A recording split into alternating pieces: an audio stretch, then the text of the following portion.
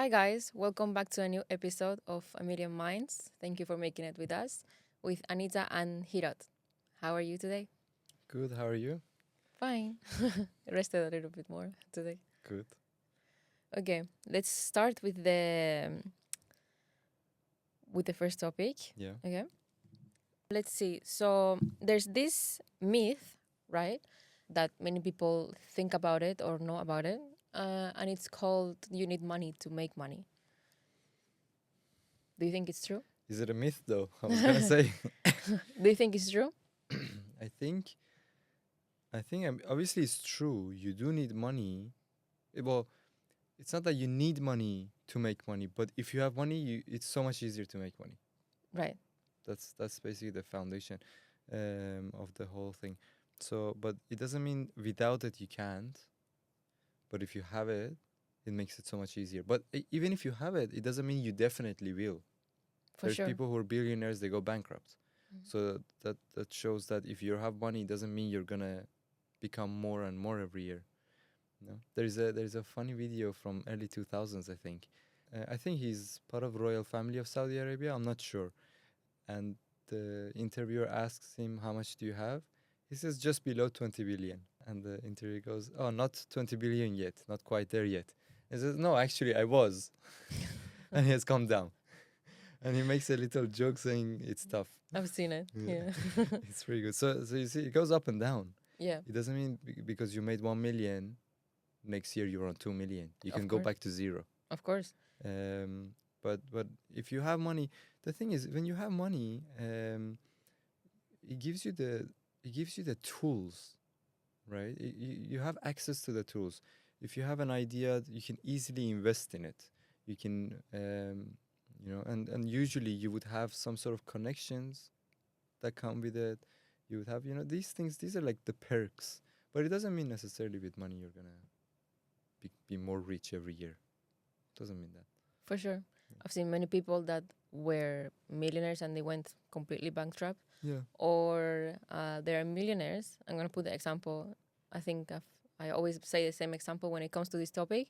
But Kylie Jenner, okay, she was born into a family of money, a lot of money, right? When she was around like 18, I think, or 15, 16, something like that, she had a net worth of 40 million. That's a lot, okay?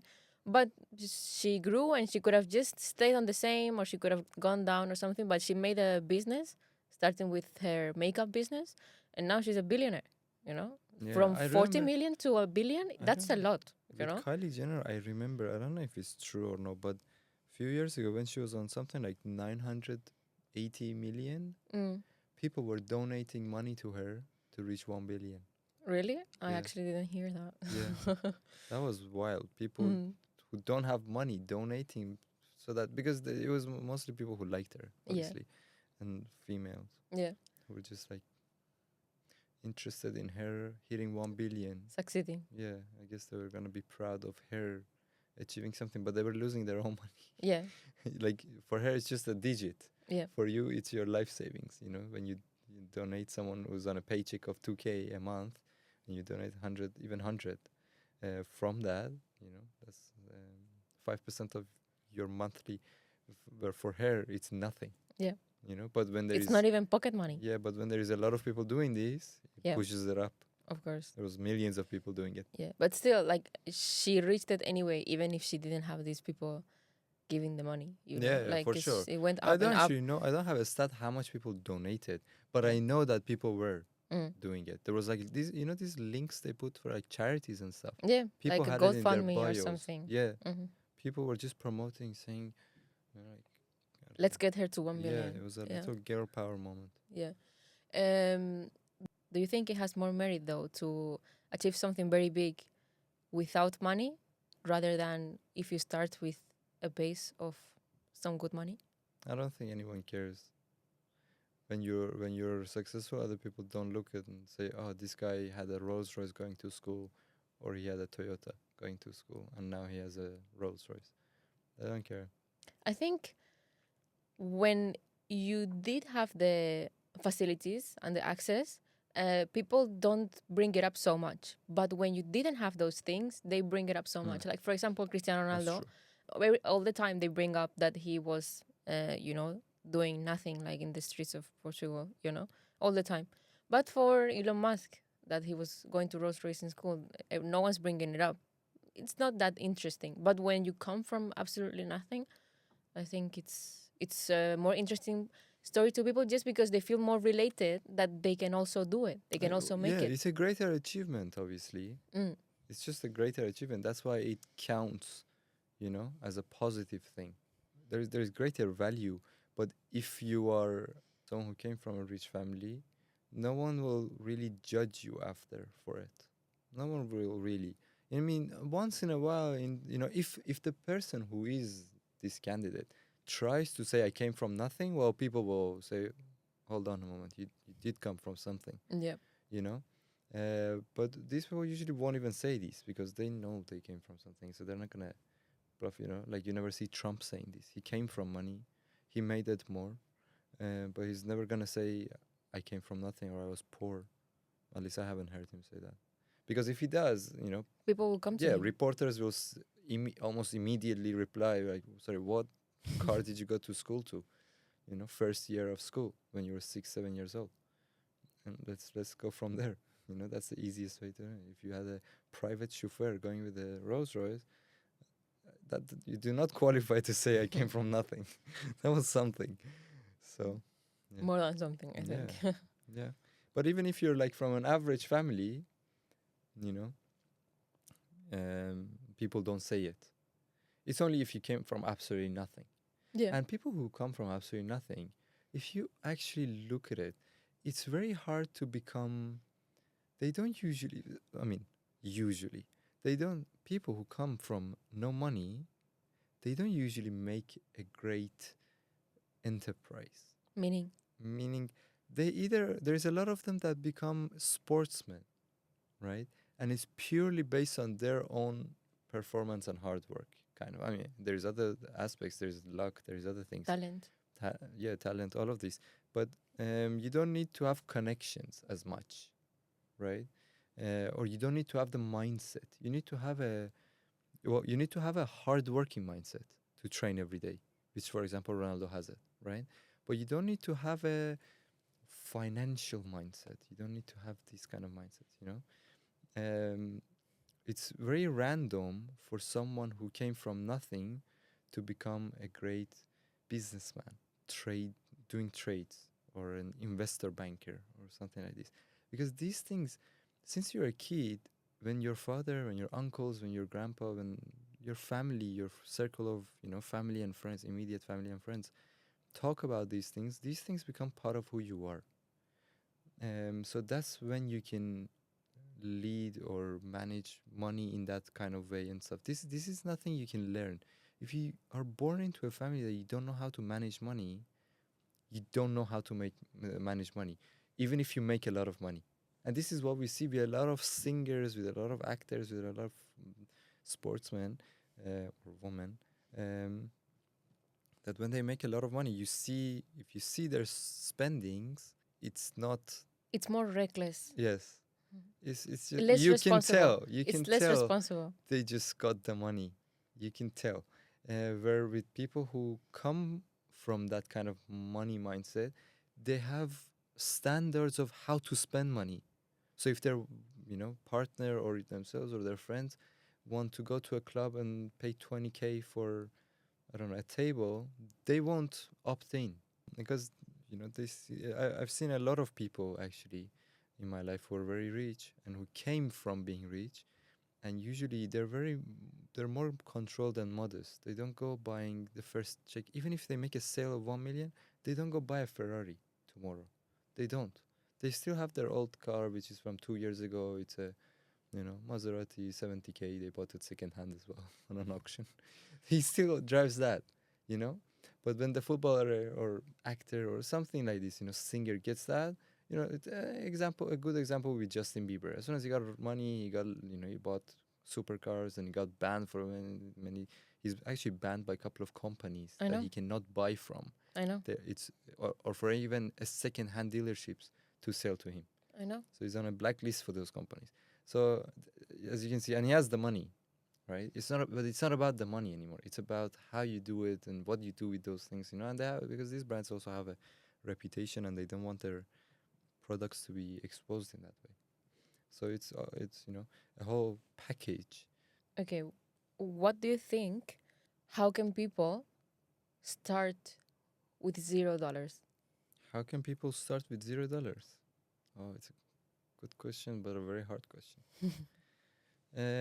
I guess it really matters who you are. One advice for all. It becomes cliche if I answer that question in that one way. Obviously hard work, consistency, dedication, all of this. But of course, that's pretty cliche though. But to be honest, you have to see what you can really use. Each person has something on their hand. Now, if you don't have money as investment, you might have connections. If you don't have connections, you might have good ideas, or you might be someone who. I've seen people who are just basically a glue of a business and they succeed. They don't have money, but they know a couple of people who would invest. They don't have the skills, the technical skills, but they know a couple of nerds who are great at what they do. They don't have the experience in terms of opening, doing business, any kind of business. But they know a couple of people who are almost like coach level, right? So they start just putting all this together. They get the investor, one on one, talk to the investor. Then they go talk to the engineer, for example, who's going to be taking care of the technical part. And then they go talk to the business coach and get some advice from him. Go to the engineer, tell him to give me forecast for this business. This is the idea. This is the give me forecast, financial and financial attached to the technical, right? You get something. You go to the business coach. He will enhance it, how to present it, and they go to the investor presenting these, after the first talk. This is the second one coming with the numbers, saying, this is what I'm going to do. This is the project. This is from A to Z. This is how much it's going to cost you. This is what future ROIs and forecasts look like. They get the money from him. They give, obviously, some percentage of the company to the investor, or they can go loan-wise and unsecured, but usually investors want a piece of it because they're building it up, literally. They're here from day one. If you get investors down the line, okay, that's different, to expand. But this is from day one. So they get the money, they come give it to the technical, give him the lead of hiring, doing these things, and they go with and of course there's other things. They hire reception, admin, HR, all of this that they're experts in that one field of their own. So they go ahead with the recruitment, with the admin stuff, with the accountant, with even if they want in-house, or they just go third-party lawyer if they want in-house, or if they don't need it, they go third-party. Because lawyer, you don't really need a lawyer on your payroll. And you see, so the guy didn't have anything. He wasn't the engineer. He was not the investor, and he was not the person who comes with experience. The street experience of business. He doesn't come with any of this. He came with nothing. Maybe just the idea, I guess. In this. So, but you need to have something. You either have to, like from these ones, you either have to know how to run a business, be the technical part, be the investor, or have the idea, or more. I mean, if you don't have any of the four, starting from zero is pretty hard. You can watch Netflix. Nothing else you can do. But if you have one of these, and if you're the other ones, once again, you kind of like try to find the rest of the team. In my opinion, starting a business, the team is the most important. I'm saying from personal experience and people around me, the people in your business matter the most, especially the top people.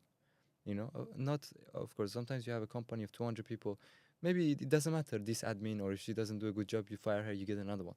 Not that, but people who are, board level or managerial positions, partner positions, they really matter. You cannot, it's like your own soldiers. You cannot have 1% doubt in them. Because otherwise you have to look behind. It's like a self-stabbing situation. You cannot ever expect them to not deliver, go around you, backstab you, or just even to focus on the first one, because this is actually the most. just not delivering. You cannot have that. Those three people you choose in the top, they need to deliver. So whichever department they're in, whatever they're doing, you need to have that. Once you have that, going there from there, it's easier. It's so much easier. But you need to have someone that you trust like family. If they're not family, I mean, if they're family, then trust like good family. Because I guess there are people, brothers that go behind brothers. Um, but but you really, the people is the most important thing. If you have the idea, if you have the money, if you have the like some countries, like for example UAE or Qatar or Saudi, these places, if you have an idea, especially now in technology, go to them with a proposal. You all get approved. You all get approved on for loans. They have budgets for all of these things. They're investing so much. To get the money is kind of easy. To pay it back, it's hard. And how do you pay it back? Not just because you have a great idea. Your idea in your head, no matter how great it looks, if it's not out there after 1 year, 2 year, 5 years, 10 years, whatever your steps are, you have nothing. You got zero. You have some ideas that never happen. It's like a dream in your head. There is nothing from it. But if so to get the investor, it's easier. To get the advice, it's, I would say, easier. The hardest part is finding that technical part and the managerial positions that will give it their all, and their all is actually good. Because sometimes they give it their all, but they're not good. You chose them wrong. You saw potential that was never there, or it was, not soon to be unlocked. It was some potential they have. They're smart. They get it, but they can't execute it. Or maybe they sold you something that wasn't true when you didn't know them, and they Yeah, sold that themselves very yeah. good and Then yeah, better than what they were, and yeah, then yeah, turned out they weren't as good. yeah. But you kind of have to know them. That's why I'm saying, if you're hiring for your business partner kind of situation, you're going wrong, definitely. You kind of need to know them, and then from there, you have to like make a judgment. That's the hardest part. Every company in US or even in Australia, the same fact. In Australia, I think something like 98%, 97% of businesses go bankrupt within 2 years. 97% of businesses, and this is all sorts, small businesses, in any, as an overall. Business is registered until closing down. 97%. In the first year, 80% of businesses go bankrupt. First year, right? That's And mostly all of them. yeah, that's the risk everyone is aware of, and that's exactly why, and that's why the banks will go harder on businesses for business loans. You want a personal loan in Australia, they look at 1 month pay slip, literally 1 month, and they give you according to what you're earning. There's a calculation. They give you.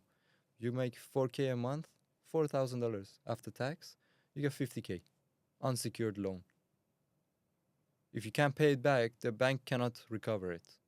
It can Yeah. ban you, it can sue you, it can do everything. If you actually don't have it, it can't do anything. How many people are taking the loans? A lot of people. Because everyone with any salary that is above 4,000, which is a lot of people in Australia, can It's just get pretty it. much everyone in Australia. Yeah. They can just Yeah. get it. You can just get it. Yeah. Easy. But try to get a business loan. It's not as easy. Even to get the same 50K. Never mind more. At the start, they look at your the bank won't even look at your account under 2 years. So under 2 years of bank statement of your company, not your personal, of your company. So if you register your company today, good luck getting a loan. Well, unless you have other registered businesses, and this one is just a new addition, that's different. Or you have past experience. If you've been in active, it's different. But if it's your first time opening up a company, the very first company, the very first idea, you're 20 something years old, bank is not going to just hand you 500K. If you want to go that route, you have to secure the loan, and it really matters what your business is. Sometimes you cannot. You want to get the funds for, as I said, for example, you want to do a IT company. There's nothing you're buying with it. If, for example, your company is buying forklifts to rent it out to contractors, right? That's your business. You're gonna borrow money, buy forklifts just to hire. Like you're a rental car, but for forklifts, right? For that, it's a little easier. Why? Because the bank is like, okay, these forklifts, each one costs a large sum, and I will use them as the security of the investment, right? Of the loan I'm giving. That's easier. But when you're doing an IT company, well, your computer and this and that is not really securing anything. Most of your most of your investment is that loan that you've borrowed is going to people's salaries. It's something you're giving away. The bank cannot come and find which employee you paid 20K to deliver what, and he didn't deliver to get that 20K back from him. It's finished. That salary is out. It's gone. Now you're entitled to pay it back, and you've paid it out. You don't have anything. You declare bankruptcy. Bank has nothing to get. Those 80% in the first year that are failing, and the 97% something is, I'm not sure if it's 97 or 93%, but it's a fact, like it's a number like that. 90 plus 90+% of companies, they go bankrupt within 5 years of opening. And if you see what's going wrong, mostly it's their team. It's not the idea or that they didn't have capital to begin with, or someone scammed them, or these are rare cases. Mostly it's just they didn't work as a team. The team wasn't going strong in the same vision. They were pushing and pulling each other. Solidified. Everything was falling apart within the team, especially, as I said, the higher management team. It's the biggest waste. If you speak to any, I actually have personally spoken to one or two of the greatest business coaches in Australia. They're very famous in Australia. And the first thing, if you want to sort out your business, the first thing they are helping you as a business coach, the first thing they will look at you in the company is all your employees, top to bottom of your employees, saying who's doing what, how much are they getting, right? That's the first place. You're paying people too much. You have bad employees you need to get rid of. You need to find better employees, which is hard as well. That's why there is, that's why you need a HR in every company. Human resources, you need it. But accountants, you don't. Lawyer, you don't, because those things don't come up as much. You see, you don't get scammed as much and your company goes bankrupt. You don't get accounting issues so much that your company goes bankrupt. But you have a lot of staff issues, and that can drive your company to bankruptcy. That's why you have a permanent HR team sitting just to keep things going and checking on people. That's the most important part. So as you mentioned, for people who are starting from zero, before anything, they should really care about their team. Who are they getting business with? That's the most important part. There's a great example. The owner of Virgin companies. Richard Branson. Yes. Mm-hmm. So what he did was always choose the best people in whatever industry he wanted to get into to partner with. Yeah. And he was pretty much just the investor, especially after some point. In the earlier days, maybe not.